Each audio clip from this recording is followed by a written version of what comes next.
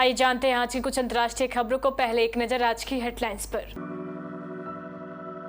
बिहार नगर निकाय चुनाव आज, डिजिटल तकनीक का होगा उपयोग।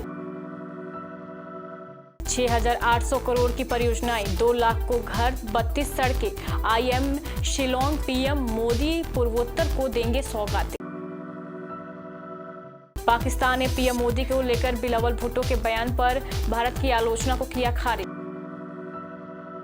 दिल्ली में शिमला जितना पारा, अगले हफ्ते कोहरे के साथ सर्दी दिखाएगी रंग।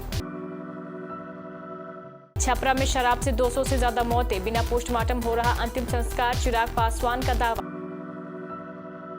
चीन में कोरोना से 10 लाख मौत होने का अनुमान। पुतिन के मुंह पर मुक्का मारना चाहता हूं, जंग के बीच बोले यूक्रेन के राष्ट्रपति जेलेंस्की। सोना फिर हुआ महंगा, 100 करोड़ से बस इतनी दूर है अवतार 2। और ऑस्ट्रेलिया के खिलाफ रोमांचक मैच में भारतीय महिला टीम को मिली हार। निष्पक्ष चुनाव संपन्न कराने की तैयारी पूरी होने के बाद आज रविवार को बिहार नगर निकाय चुनाव के लिए मतदान हो रहा है। पहले चरण में होने वाले चुनाव के लिए मतदाता वार्ड पार्षद, मुख्य पार्षद और उप मुख्य पार्षद के लिए मतदान करेंगे। नगर निकाय चुनाव को लेकर राज्य निर्वाचन आयोग पूरी तैयारी कर चुका है। मतदान करने से पहले बूथ पर मतदाता का फोटो वोटर लिस्ट से मिलाया जाएगा, जिससे फर्जी मतदाता की पहचान हो जाएगी। साथ ही दूसरी वोट डालना भी इस स्थिति में आसान नहीं होगा। Polled day dashboard, real time voter terming report और ईवीएम ट्रैकिंग ऐप का पहली बार इस्तेमाल आयोग की तरफ से किया जा रहा है। प्रधानमंत्री नरेंद्र मोदी आज रविवार को त्रिपुरा और मेघालय की यात्रा कर रहे हैं। इस दौरान वह वहां 6,800 करोड़ रुपए से ज्यादा की परियोजनाओं की आधारशिला रखेंगे और उनका शिलान्यास करेंगे। पीएमओ ने कहा है कि इस परियोजना में आवास, सड़क, कृषि, दूरसंचार, सूचना प्रौद्योगिकी, पर्यटन और आतिथ्य समेत कई क्षेत्रों की परियोजनाएं शामिल है। पीएमओ ने कहा है कि मोदी उत्तर पूर्व परिषद के स्वर्ण जयंती समारोह में भी हिस्सा लेंगे और शिलोंग में इसकी बैठक में भी शामिल होंगे। पाकिस्तानी प्रधानमंत्री नरेंद्र मोदी के खिलाफ विदेश मंत्री बिलावल भुट्टो जरदारी के बयान पर भारत की आपत्तियों को खारिज कर दिया है। बता दें कि बिलावल ने प्रधानमंत्री नरेंद्र मोदी को लेकर एक अभद्र टिप्पणी की थी, जिसके बाद भारत ने पाकिस्तान विदेश मंत्री की तीखी आलोचना की थी। पाकिस्तान ने भारत की आपत्तियों को शनिवार को खारिज करते हुए आरोप लगाया है कि यह नई दिल्ली की बढ़ती हताशा को दिखाता है। बिलावल ने साथ ही राष्ट्रीय स्वयंसेवक संघ के खिलाफ भी बयान दिया था। दिसंबर का महीना आधा बीते जाने के बाद दिल्ली में अब ठंड बढ़ रही है। राष्ट्रीय राजधानी में लगातार दूसरे दिन न्यूनतम तापमान 6 डिग्री सेल्सियस तक दर्ज किया गया है।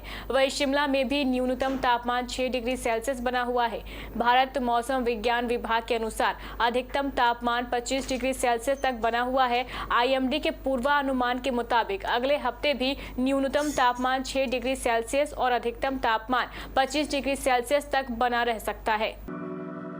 बिहार में जहरीली शराब से मौत होने का मामला गर्मा गया है। लोक जनशक्ति पार्टी के सुप्रीमो और सांसद चिराग पासवान ने एक बार फिर सीधे मुख्यमंत्री नीतीश कुमार पर निशाना साधा है। चिराग ने कहा है कि 200 से ज्यादा लोगों की मौत हो चुकी है। सच तो दबाया जा रहा है, बिना पोस्टमार्टम के ही अंतिम संस्कार कर दिया गया। परिवार पर दबाव बनाते हुए कहा जा रहा है कि यह मत कहो कि शराब से मौत हुई है, नहीं तो उन्हें जेल भेज दिया जाएगा। सीएम की चुप्पी भ्रष्ट अधिकारियों का बचाव कर रही है। चीन में कोरोना से होने वाली मौतों के बारे में जारी हुई एक रिपोर्ट ने चीन की चिंताएं बढ़ा दी है। अमेरिका के institute of health matrix and evolution ने अनुमान लगाया है कि 2023 तक चीन में कोरोना के कारण 10 लाख से ज्यादा लोगों की मौत होगी। यह अनुमान चीन में कोविड प्रतिबंधों के खात्मे के बाद की स्थिति को ध्यान में रखते हुए लगाए गए हैं। अनुमान के मुताबिक चीन में अप्रैल की शुरुआत में कोरोना मामलों का पिकअप आएगा। उस समय तक मौतों की संख्या 3,22,000 तक पहुंचने की आशंका है।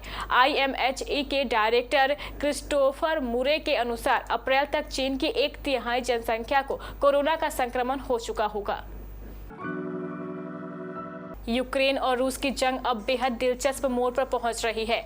अब यह जंग दो देशों से अलग पुतिन और जेलेंस्की की आपसी लड़ाई का रूप ले रही है। हाल ही में दिया गया जेलेंस्की का बयान भी कुछ इसी ओर इशारा करता है। जेलेंस्की ने LCI नाम के एक चैनल को हाल ही में इंटरव्यू दिया। उस इंटरव्यू में यूक्रेनी राष्ट्रपति जेलेंस्की ने कहा कि उन्हें जब मौका मिलेगा वो पुतिन के चेहरे पर मुक्का मारने के लिए तैयार है, फिर चाहे यह मौका कल ही क्यों ना आ जाए। बता दें कि हाल ही में यूक्रेन के अधिकारियों ने कहा था कि युद्ध की शुरुआत के बाद से ही अपने सबसे बड़े हमलों में से एक में रूस ने शुक्रवार को यूक्रेन पर 70 से ज्यादा मिसाइलें दागी।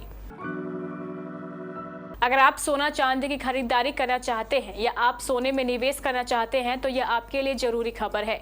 बैंकबाजार.com के अनुसार आज यानी रविवार को मध्य प्रदेश की राजधानी भोपाल में 22 कैरेट सोने के दाम 50,780 रुपये प्रति 10 ग्राम और 24 कैरेट सोने के दाम 53,320 रुपये प्रति 10 ग्राम पर आ गए हैं।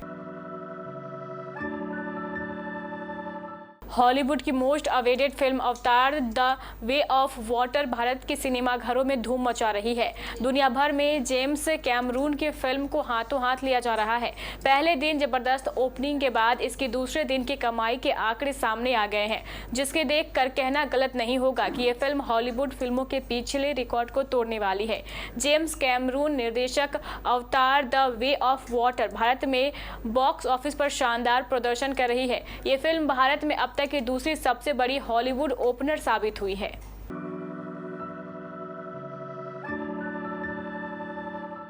ऑस्ट्रेलियाई महिला टीम ने भारतीय महिला टीम को चौथे T20 मैच में 7 रनों से हरा दिया है।